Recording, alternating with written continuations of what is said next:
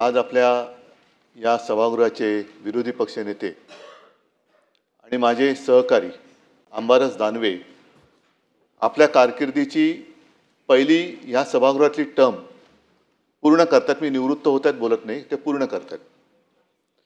पूर्ण करताना अंबादास तुम्ही जरा जोरात मी पुन्हा येईन बोला, कारण त्याला एक महत्त्व आहे आणि आहे त्याच पक्षातनं.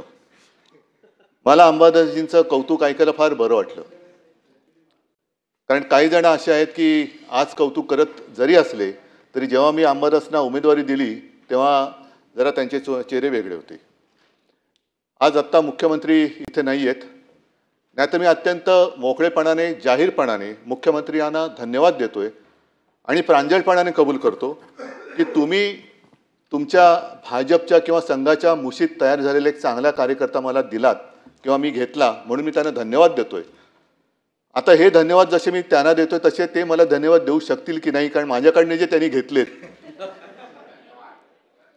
त्यांना आज सकाळी अंबादासजीने एक जे आंदोलन केलं ती भेटवस्तू द्यायची आहे, तो भाग वेगळा. पण अंबादास, मला तुमचा खरंच अभिमान आहे आणि या शिवसेना प्रमुखांना सुद्धा अभिमान तर वाटत असेल, पण हळहळ सुद्धा वाटत असेल की अरे याची एक पहिली टर्म ही पूर्ण होते. साहजिकच आहे, आपण किती शिकलो त्यापेक्षा काय शिकलो आणि त्याचा उपयोग हा जनमानसासाठी काय करून देतो आहोत हा एक प्रश्न आहे.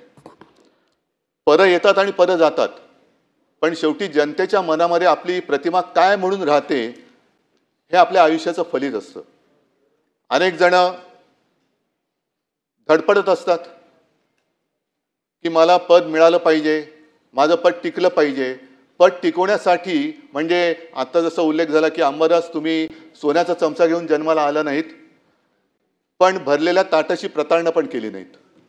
ज्यांनी ताट वाढून दिले त्या पक्षाची प्रतारणा पण केली नाही.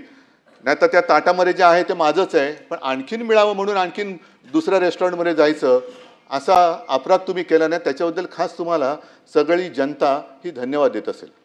10वीला असताना अशा पद्धतीनं निरोप समारंभ झाला होता शाळेत. त्याच्यानंतर पहिल्यांदा असा निरोप समारंभ होत आहे. परंतु 10वीला असं झालं की निरोप समारंभ झाल्यावर पुन्हा त्याच कॉलेजला जावं लागलं आणि त्याच्यामुळं मला असं वाटतं याची चिंता करायची गरज नाही. जसे देवेंद्रजी म्हटले होते मी पुन्हा येईन, तर मी सुद्धा पुन्हा येईल, त्याची चिंता करण्याची गरज नाही आहे. ते विचारू नका.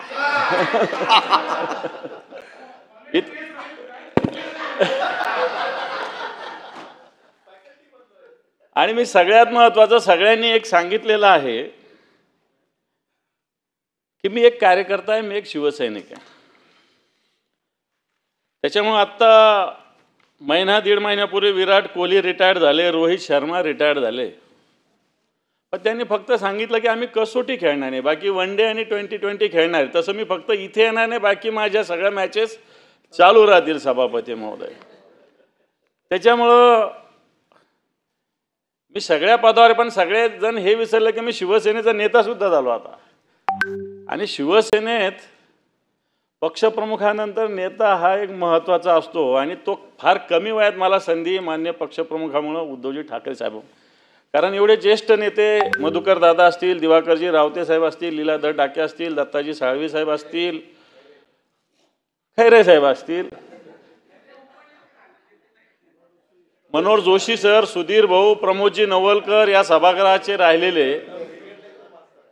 आणि या पंक्तीत मला असं वाटतं ते एवढे ज्येष्ठ असताना झाले. आम्ही तर त्या मानाने फार कमी कालावधीत या जबाबदारीवर पोहोचलेलो आहे सभापती महोदय. आणि त्याच्यामुळे सभापती महोदय ज्या सद्भावना सगळ्यांनी व्यक्त केल्या, निश्चित मी मागच्या 30 वर्षापासून शिवसेनेचं काम करतो, 30 वर्ष झालेले आहे. आणि निश्चित इथं चंद्रकांत दादा बसलेले, गिरीश महाजन बसलेले. दादा विद्यार्थी परिषदेचे राष्ट्रीय सरचिटणीस होते आणि त्या काळात दादा राष्ट्रीय सरचिटणीस असताना काश्मीरचं आंदोलन चालू होतं सभापती महोदय.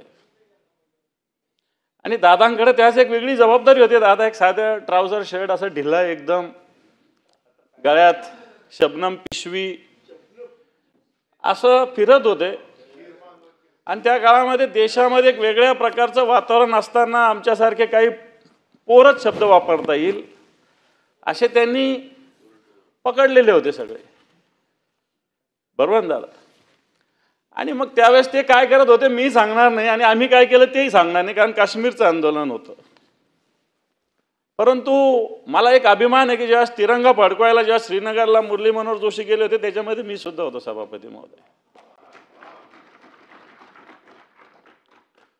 परंतु मूळ सगळ्यांनी सांगितलं मी भाजपचे एवढ्या वर्ष काम केलं, परंतु मूळ आता जर मी 30 वर्ष शिवसेनेचं काम केलं आणि 15 भाजपचं केलं तर 45 इथंच झाले, माझं वय 55 होतंय.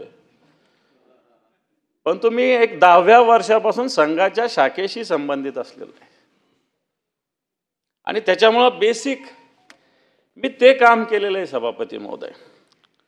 आणि मला असं वाटत नाही की आमच्या जिल्ह्यात असो जिथं जिथं संघाने चांगलं काम केलं तिथं तिथं शिवसेना रुजलेली सभापती महोदय, कारण हिंदुत्वाचा विचार होता आणि त्यावेळेची भाजपची विचारसरणी थोडीशी लोकांना अशी ॲग्रेसिव्ह वाटायची नाही. आणि मग जिथं जिथं संघाचा विचार होता तिथं तिथं शिवसेना नैसर्गिकरित्या रुजली सभापती महोदय.